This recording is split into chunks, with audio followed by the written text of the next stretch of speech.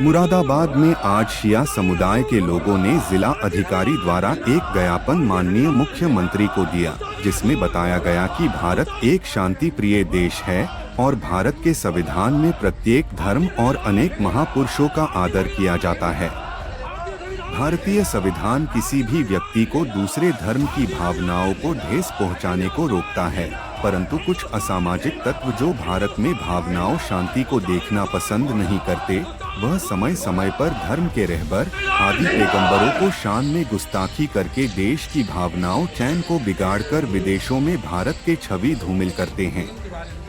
इस संबंध में यति नरसिंहानंद महंत दासना मंदिर गाजियाबाद जो विवादित बयान देकर भारत की शांति को बर्बाद करने का असफल प्रयास करता है, उसने फिर एक बार मोहम्मद साहब के बारे में अपमानजनक शब्दों का प्रयोग कर हम शिया समुदाय के लोगों की भावनाओं को ठेस पहुंचाई है। ज्ञापन में मांग की गई है कि यति नरसिंहानंद को तत्काल गिरफ्तार किया जाए, यति नरसिंहानंद के विरुद्ध NSA की कार्यवाही की जाए, यति नरसिंहानंद की आय की जांच की जाए। मुरादाबाद की पुलिस को स्वतः संज्ञान लेते हुए यति नरसिंहानंद महंत के विरुद्ध प्रथम सूचना रिपोर्ट पंजीकृत कराई जाए। यति नरसिंहानंद पर CBI जांच कराई जाए, जिससे पता चले कि कहीं भारत को बदनाम करने के लिए किसी अन्य देश का हाथ तो नहीं है। भारतीय संविधान जिंदाबाद, भारतीय संविधान जिंदाबाद, भारतीय संविधान जिंदाबाद।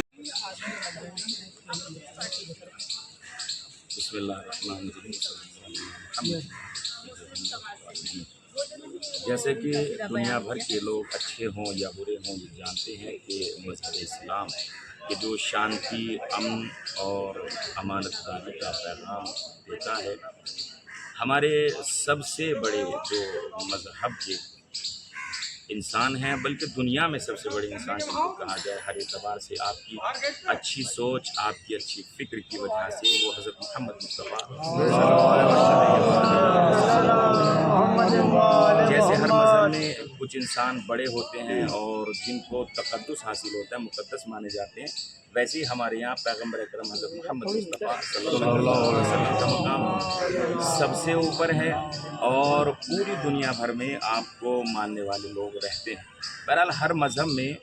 कुछ ऐसी शख्सियात होती हैं जिनका एहतराम खुद उस मज़हब वाले भी करते हैं और दूसरे मज़हब वालों को ये हक़ नहीं है भले वो उनका एहतराम ना करते हों। मसलन हम आलम इस्लाम को मानते हैं और आलम इस्लाम वाले हज़रत मोहम्मद सल्लल्लाहु अलैहि वसल्लम को मानते हैं, लेकिन हमें हक़ नहीं है कि हम किसी दूसरे धर्म वाले गुरु को, यानी धर्म गुरु को या फिर जिसकी वो मुशायत करते हैं, पैरवी करते हैं, उसको बुरा कहें। लिहाजा हमें हक़ नहीं है कि हम किसी दूसरे को बुरा कहें। आप किसी भी धर्म के मानने वाले हों, किसी भी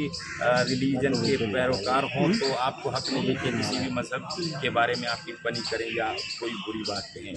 दुनिया में सबसे ज़्यादा आसान काम अगर है तो वो यही है कि किसी दूसरे के मज़हब पर आप कोई टिप्पणी कर दें, इसलिए कि किसी दूसरे का मज़हब आपकी समझ में आने वाला नहीं है जब तक आप उस धर्म को। आपने किस मुद्दे को लेकर के ज्ञापन दिया, किसे दिया?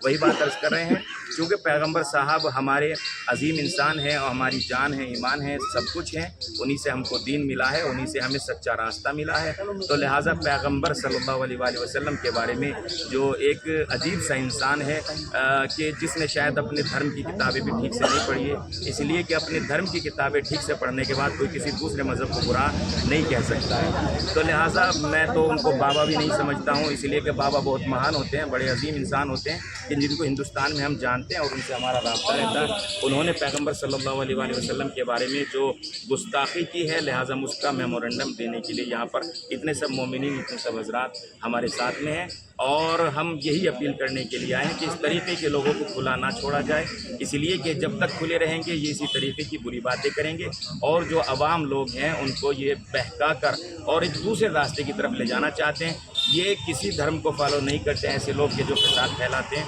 बल्कि ये इनका एक ख़ास मिशन होता है और ये उसी के तहत काम करते हैं। लिहाजा हम ये अपील करने आए हैं कि उनको गिरफ़्तार किया जाए और ऐसा गिरफ़्तारी हो कि उसके बाद बहुत आसानी से इनको बेल न मिले।